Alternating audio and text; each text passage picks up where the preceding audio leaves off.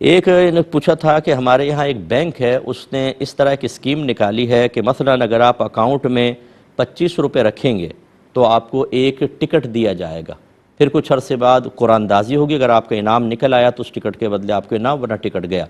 اور اگر آپ جسے 100 روپے رکھیں گے تو 4 ٹکٹ آپ کو مل جائیں گے 25 کے، اور وہ قرآن دازی میں شامل ہوں گے۔ تو اس طریقے سے ان کی ڈیمانڈ کے اوپر اتنا پیسہ رکھوانا اور پھر یہ ٹکٹ لینا، اور ٹکٹ پہ اگر انعام نکل آیا تو اس انعام کی کیا شرعی حیثیت ہے۔ دیکھیں، بینک میں جب ہم کوئی پیسہ رکھواتے ہیں، اگر وہ مضاربہ اکاؤنٹ نہ ہو، جیسے کہ اسلامک بینک کے اندر جو سیونگ اکاؤنٹ ہوتا ہے اس کو مضاربہ اکاؤنٹ کہتے ہیں، وہاں پر اگر کوئی مفتی صاحب باقاعدہ ایز اے شرعی ایڈوائزر کام کر رہے ہوں اور انہوں نے اس کی پرمیشن دی ہو تو آپ اسلامک بینک کے سیونگ اکاؤنٹ میں پیسہ رکھوا کر پروفٹ لے سکتے ہیں۔ کہ مضاربہ کا مطلب ایک تجارت ہوتا ہے، آپ پیسہ دیتے ہیں، بینک آپ کے پیسے کو انویسٹ کرے گا، اس سے جو پروفٹ حاصل ہوگا اس میں خود بھی رکھے گا اور آپ کو بھی دے گا۔ اس کو مضاربہ کہتے ہیں عربک کے اندر، ایک طرف سے پیسہ دوسری طرف سے محنت، اور یہ شرعاً جائز ہوتا ہے۔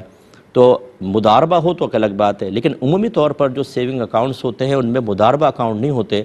اس میں آپ جو پیسہ رکھواتے ہیں اس کی شرعی حیثیت قرض کی ہے،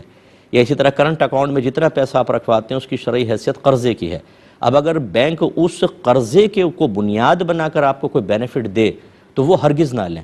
چاہے وہ مطلب آپ کو شاپنگ میں ڈسکاؤنٹ مل رہا ہو، فلاں ہوٹل میں آپ کھانا کھا لیں تو آپ کو ڈسکاؤنٹ مل جائے گا،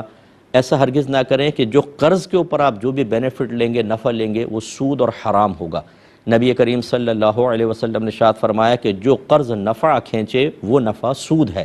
تو لہٰذا یہ بینک بھی آپ کو پہلے پیسہ رکھوانے کے شرط رکھتا ہے، اور اس کی بیس کے اوپر پھر یہ آپ کو ٹکٹ دیتا ہے، اور اسی بیس کے اوپر پھر اگر انعام نکل آیا تو اس قرض کے وجہ سے کہ انعام آپ کو حاصل ہوا، اور قرض پہ جو بھی آپ بینیفٹ حاصل کریں گے وہ شرعاً جائز نہیں ہوگا۔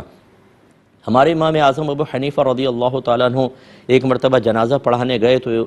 دھوپ بہت تھی، تو ایک مکان کی دیوار کا سایہ تھا، کسی نے کہا حضور تھوڑا ادھر تشریف لے آئیں، یہاں سایہ ہے، تو فرمایا میرا گمان ہے کہ اس گھر والے نے مجھ سے کچھ قرضہ لیا ہوا ہے، ہو سکتا ہے کہ اگر میں اس کی دیوار کے سائے میں آؤں تو اللہ تعالیٰ اس کو بھی سود میں شمار فرما لے۔ اور پھر فرمایا کہ میں اس کو حرام ناجائز نہیں کہتا ہوں، لیکن میں اس کو پسند نہیں کرتا ہوں۔ تو ہمارے اکابر تو ایسے تھے کہ قرض پہ تھوڑا سا نفع محسوس ہو